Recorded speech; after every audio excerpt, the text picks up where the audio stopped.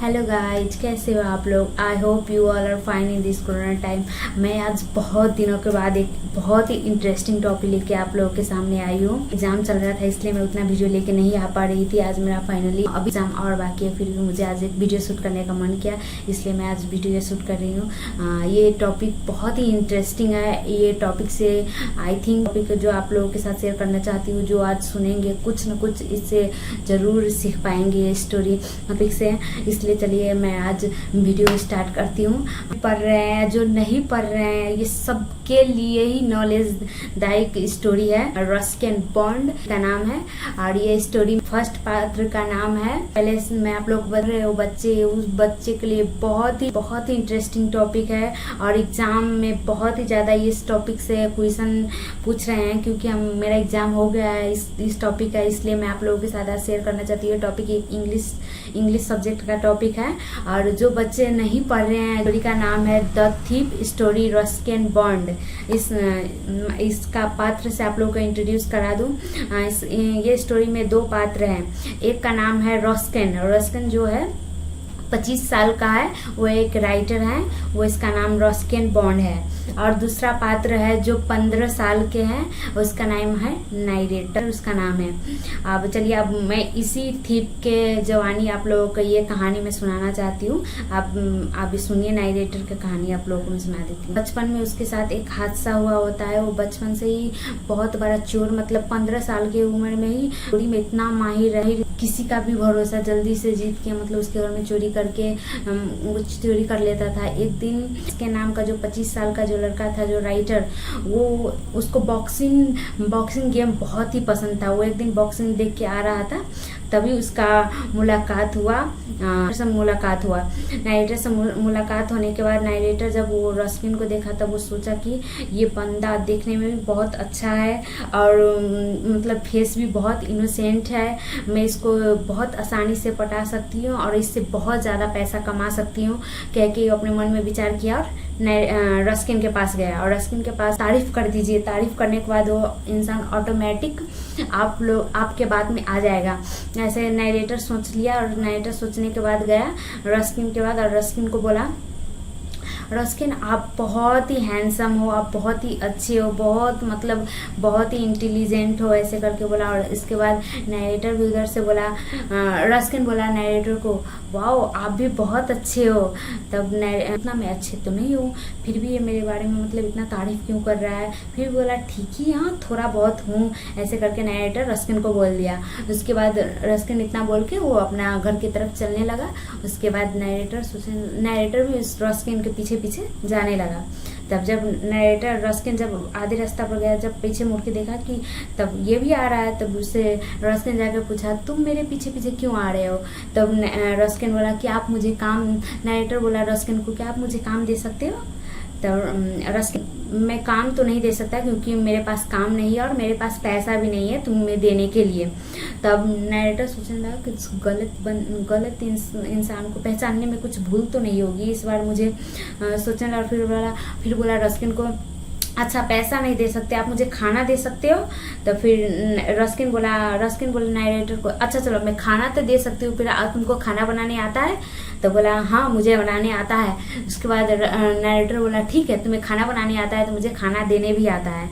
उसके बाद वो इसको साथ लेके चला गया। उसको पहले रस्किन ने पूछा तुम्हारा नाम क्या है। तो वो बोला कि मन में सोचने लगा, इंट्रोड्यूस है वो नहीं देती हूँ क्योंकि मेरा पुलिस भी बहुत पीछा पड़ा है, बहुत पुराना जिस घर में मैंने चोरी किया वो भी बहुत, मतलब उसके माइंड में बहुत सारा थिंकिंग आने लगा कि मैं इसको सही इंट्रोड्यूस करूंगी तो पुलिस भी मुझे पकड़ सकता है, ऐसे करके वो सोचने लगा। उसके बाद बोला कि मेरा नाम है हरी। उसके बाद वो नया हर एक जगह वो रस्किन जाता था, हर एक जगह अपना नया पहचान और नया नाम लेके साथ जाता था। और नारेटर रस्किन को बोला मेरा नाम है हरी। तो उसके बाद ठीक है बोला, रस्किन बोला ठीक है चलो हरी। तब हरी को लेके उसके घर गया। उसके घर जाने के बाद, हरी जाके खाना बना दो। और खाना, तब ठीक है मैं जाके खाना बना देती हूँ। तो खाना बना के लाया, किचन में गया और खाना बना दिया। खाना बना के इतना गंदा खाना बनाया था, इतना गंदा खाना बनाया था। उसके बाद रस्किन ने वो खाना जाके आवारा कुत्तों को खिला दिया।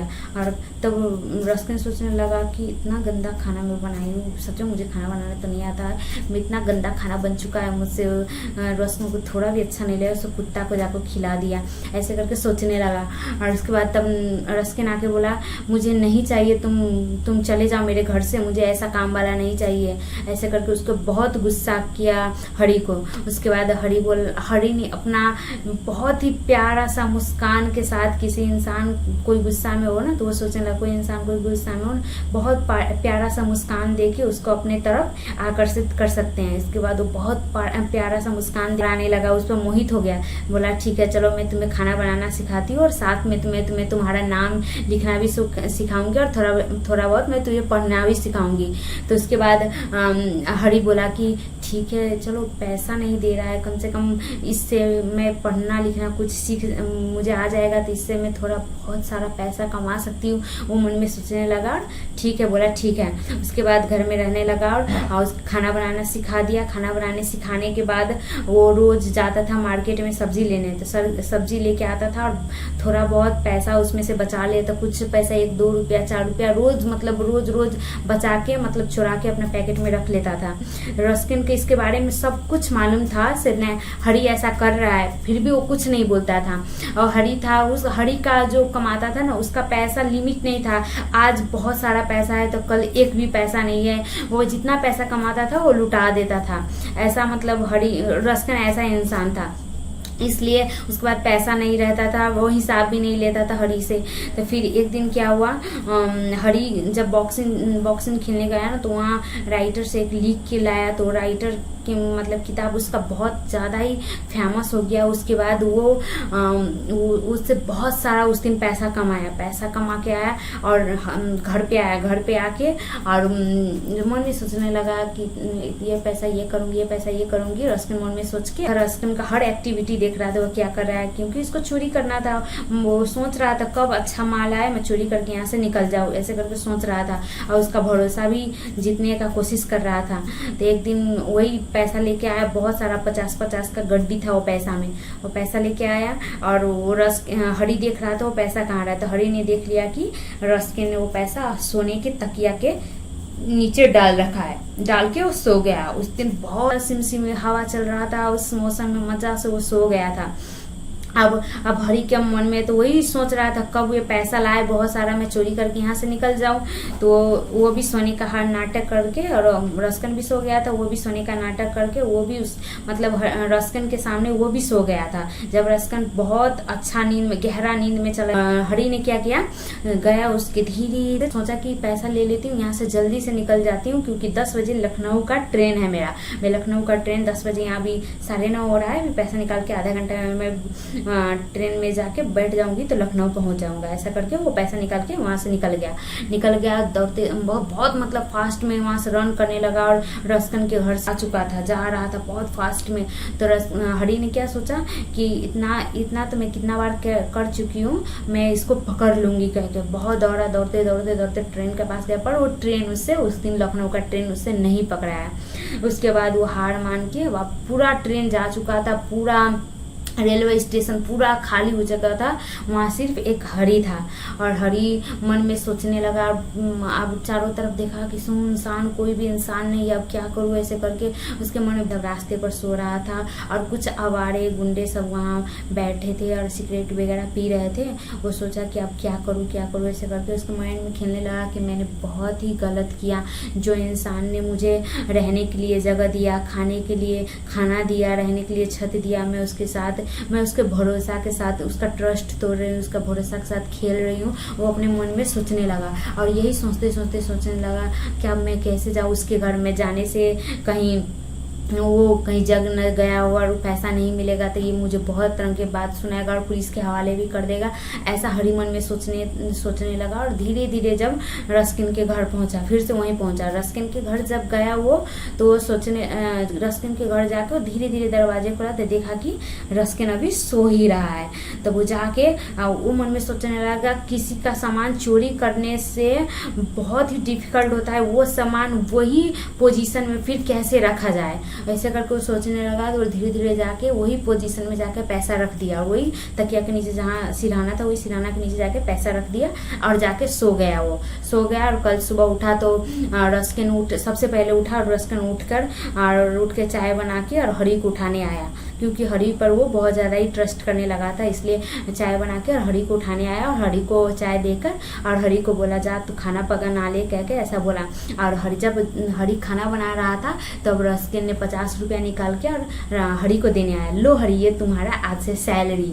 ये देने के बाद गिल्टी फील हुआ, ये मुझे सैलरी भी दे रहा है, मैंने इसके ट्रस्ट के साथ हो रहा। और रस्किन को पता था कि हरी ने मेरा पैसा चोरी किया था और पैसा चोरी करके चला गया था, क्योंकि वो पैसा ऑलरेडी बरसात में वो पूरा भीग चुका था, इसलिए रस्किन को पूरा मालूम चल गया था। फिर भी वो ट्रस्ट करके उसको कुछ नहीं बोला और हरी को लगा कि रस्किन को कुछ भी मालूम नहीं। उस दिन से वो सोचने लगा कि मैं अब किसी के ट्रस्ट के साथ नहीं खेलूंगी, क्योंकि ट्रस्ट कोई भी इंसान किसी पर भरोसा बहुत सोच समझ के करता है, किसी का भरोसा के साथ नहीं खेलना चाहिए। ऐसा करके वो सोचने लगा और वो बहुत अच्छा से पढ़ने लगा। उस दिन से वो सोचने लगा मैं पढ़ लिख के बहुत ईमानदारी पूर्वक काम करूंगी, ऐसा करके वो उस दिन से अच्छा रास्ता पर चलने लगा। ये स्टोरी में यही कहानी है।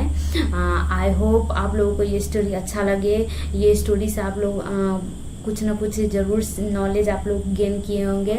ये स्टोरी में मेनली ये स्टोरी का मेन पूरा स्टोरी को आप एक तरह की ये सोचिए, इस स्टोरी में यही कहना चाह रहा है कि कोई भी इंसान आप पे जब कोई भरोसा करे तो उसका भरोसा को कभी भी नहीं तोड़ना चाहिए।